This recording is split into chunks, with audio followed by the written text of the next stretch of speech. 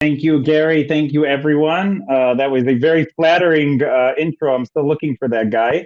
Um, there are a lot of familiar faces here on the screen. Good afternoon, good morning, good evening from wherever you are.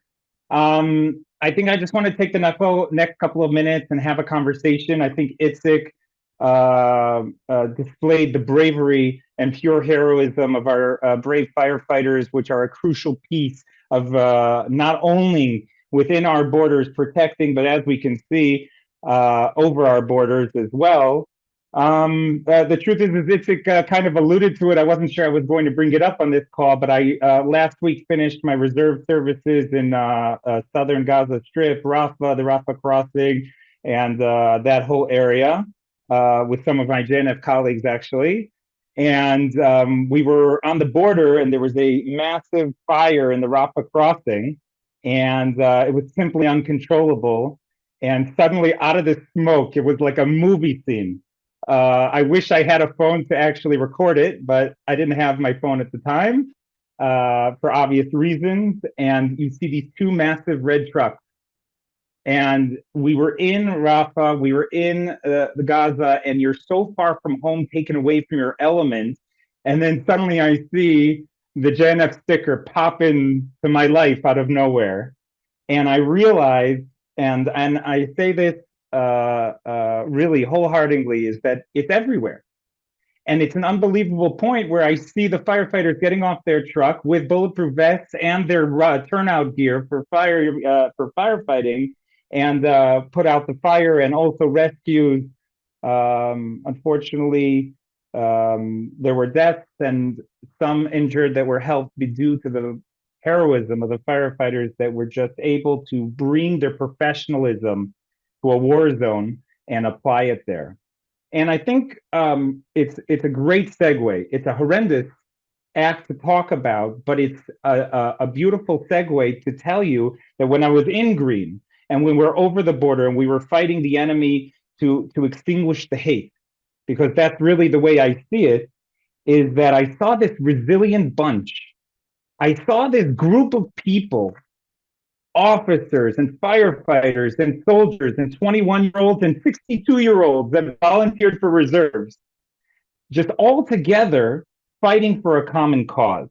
And I'd like to use that as a segue to what I want to call from the border inward. There's something called civil defense. Now, many of you here, and I see the faces week after week, and you know, and I know that if you're coming here, you care and you look and you read and you listen about current events. So I'm not going to go back to the 7th of October and talk about the civil defense teams and how they were heroic in saving thousands upon thousands of lives, if not more. But I'm going to touch upon something that happened today. Just today, we were talking about the resilience just a moment ago and bringing it into the border. Today, I spent my day in 5 different communities in the Eshkol and Sha'ar HaNegev region that between those 2 regional councils makes up for over 85% of the border with Gaza and the communities along that border. In aggregate, we're talking about 25 to 30,000 citizens within the 2 regional councils. And the main point of the day was talking about our emergency response centers. Our emergency response center is a model that Jewish National Fund, together with national bodies like the Israel Fire Authorities, decided that what we need to do, first and foremost, especially in the frontier of Israel, is to give back the power to the individuals, to the civilians that are paramedics and medics and volunteer firefighters like Itzik just discussed in Southern Eshkol and the Bnei Netzarim Chalutza communities that many of us have visited, that were saving $40 and $50 million tanks with a fire truck that the individuals on this call made possible. So this is the wholesome, this is the closure that we're talking about. And suddenly we realize, going back to this model, is that if we harness the resilience that we have beyond the border when we're wearing green, it's the same people. I'm the same person that was carrying an assault rifle and a bulletproof vest last week than I am today wearing this button-down shirt. There's not a different individual inside. It's the same resilience and the same love and the same passion. So why can't we take this passion, this love, this sense of duty, harness it, and turn it into one of the most amazing fighting and protecting machines in the land of Israel, known as civil security? Civil security defense forces, volunteer firefighters, volunteer medics, volunteer social workers, resilience workers. That's what we're talking about. These individuals made a decision to live in the frontier of Israel, to live in the central Arava, to live in the Galil, to live in the Gaza envelope region. They want to be a part of making this place, this country, this homeland a better place to live in. So we decided to harness it all and just simply build four walls and a roof because the love and the passion was there. It just needed to be guided and well equipped and trained. So there's a one stop shop for medical, firefighter, and security needs. And we are going to be building these all over the country. Today, I was in a meeting in Kibbutz Mifalsim. Kibbutz Mifalsim was infiltrated on October 7th. Some of its residents killed. They actually were able to fight off the vast majority of terrorists that infiltrated from three different points in a heroic battle, nothing less than heroic. And we were sitting in the meeting, and the head of the security is best friends with the head of the social services that deals with psychological needs. And we're talking about the project, the engineers and the architects. We're all talking about how many meters, square feet it needs to be and what color the wall should be. Obviously, more, but just we were talking about the nuts and bolts of how we do things. And he said, listen, you know, I really have to tell you that this project has nothing to do with security. And I said, okay, it has a little to do with security, but you know, I had a whole group of people and they're talking about security, and I was about to look stupid. So in the sense, I said, you know what? But this guy's been a thing or two in life. Maybe he has a point. And I said, can you elaborate? There was 20, 25 people in the room. I said, can you tell us all, the people that are planning over a $25 million national initiative that we are funding right now, and can you explain to us? He said, yes, we'll have a place for the medics. We're going to train the firefighters. We're going to give them the best possible equipment we can possibly give them with new trucks and new oxygen tanks and thermal imaging and the best bandages known to mankind. I said, okay. And he said, but it has nothing to do with it. I said, why? He said, well, most of the people that came to our kibbutz from October 7th made promises. And they said they're going to come back and talk about this and do that. But no one really came back and talked this and did that. They said, let's see what the country does. Let's see what people do. He said, you guys are the first organization that came back. I said, okay, well, this is the start of a good answer. And then he said to me, he said, I want a place for all my security forces, and it's going to make a huge difference. But really, I'm thinking about my neighbor that their two cousins were killed, that her brother was killed at the Nova Festival, that right away got into her car the second she could and drove to Eilat and hasn't come back since. And I said, why are we thinking about her? And he looked me in the eyes and he said, because if I tell her that there are 850,000 people across the United States in Jewish National Fund USA that came here today, that care about us, our resilience and our protection and our security day after day, and then I built up this billboard saying, coming soon, civil defense, civil security, that we take control of our destiny, I might just have enough ammunition in my conversation to bring her home. The country is telling her that she has to come back on August 15th or they're going to stop paying for her evacuation. I want a little bit earlier, before she's forced to come home, to have this conversation. And the main base for my conversation to bring my neighbor home is going to be that there are people that give a damn.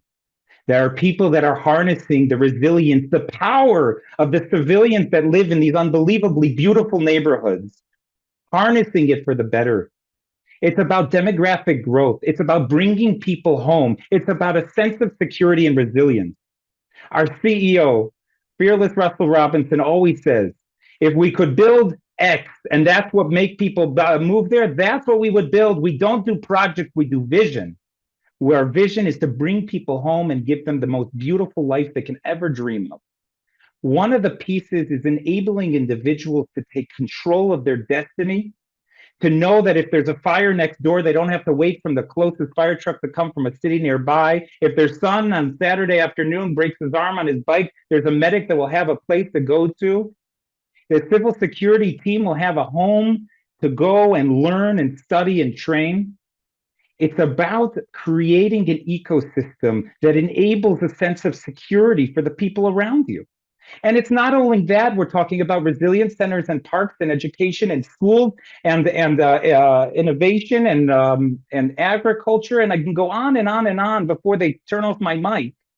But the fact of the matter is, if you haven't listened to a word I said until now, Jewish National Fund USA, working with anybody that will join us, but not waiting for anybody, is going to make sure the sense of security in the people of the Gaza envelope is returned.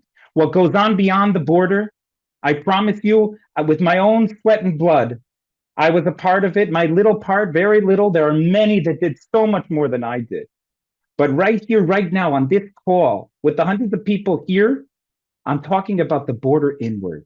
I'm talking about giving the future and the power over the destiny of people that live in these beautiful areas, the ability to call it home once again. October 7th was a tragedy, but is not the last chapter of the book. October 7th was unthinkable, but in no way is that the story we're going to tell our kids and our grandkids. We're going to tell them a story of even with October 7th, even with the rockets, the fires, and everything else, the neighbor heard a story about 850,000 people, active ambassadors of Jewish National Fund USA, that said, count on me because I give a damn. And that was the reason they were able to move home to Kibbutz Mefalsim, to Kibbutz Erez, to Kibbutz Re'im, Be'eri, Kerem Shalom, and Oraner, and I can go on and on.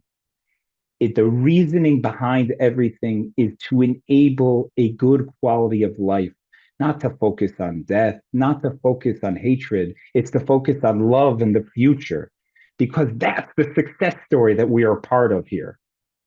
Now, there is so much to do and so many ways to get involved and so much more information that I can't single-handedly talk about right here on this call. We have dedicated professionals, many of who are on this call, including Sarah and Josh. They're going to put their information on chat. If you want to follow up and hear more about what we're doing for civil defense, civil security, we have lay leadership like Penny Rosen on the call that for years have been advocating for love and to continue helping our heroes. There is so many ways to create the oasis that the people of the North and the South deserve ever so much. Every single meeting I walk into, every single one, I say, we wait for no one. The country will join, other people will join. That's great. I'm not talking about them, I'm talking about us. We will not stop. We will continue and we will be successful because the future of our homeland depends on it. And the only reason I can say a statement like that wholeheartedly and looking you in the eye while saying it is because I get on calls like this and I see the faces and I see the responses and I see the emails afterwards and I see the care and the love, the thousands of people coming on volunteer missions, the hundreds and hundreds of people that are just reaching out after every time they hear something about Israel, of how we can do and how we can help and what does that mean and how does that work. That's the future of the Jewish people right there. No one's going to convince me otherwise. So I want to express my gratitude and my appreciation. It's amazing to have this love and this backing. Every day I'm able to go out, if it's in the army or now in civilian life, working in JNF-USA, working with the communities, knowing that I have you guys behind me. So toda rabah, thank you very much.